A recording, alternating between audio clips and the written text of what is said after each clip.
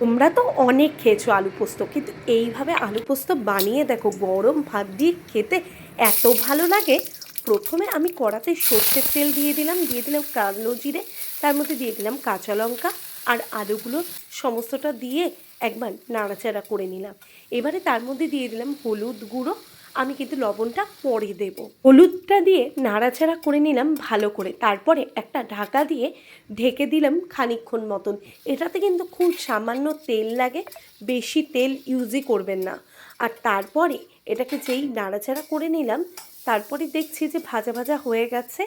এবারে এর মধ্যে আমি বেটে রাখা পোস্ত আর কাঁচা লঙ্কা, সেটা আমি জল দিয়ে গুলিয়ে দিয়ে দিলাম এর মধ্যেই।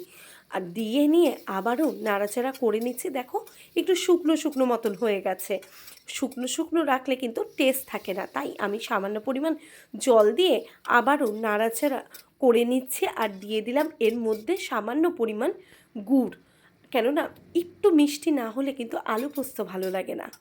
আর তারপরে আরেকটু নাড়াচাড়া করে নিয়ে এর মধ্যে যেহেতু মাখো মাখো হয়ে গেছিলো, তার মধ্যে লবণ দিয়ে কাঁচা লঙ্কা দিয়ে দিলাম একটু জল দিয়ে খানিকক্ষণ ফোটার পরই কিন্তু তৈরি হয়ে গেল আলু পোস্ত। আর আলু পোস্ত থেকে সর্ষের তেল না দিলে ভালো লাগে, একটা সর্ষে সর্ষে কাঁচা গন্ধ না এলে, এর জন্য কিন্তু আমি দিয়ে দিলাম ওপর দিয়ে সর্ষের তেল ছড়িয়ে অল্প পরিমাণ এখন দিলাম। আর নামানোর পরে কিন্তু আরেকটু দিয়ে একটা ঢাকা দিয়ে রেখে দেবো।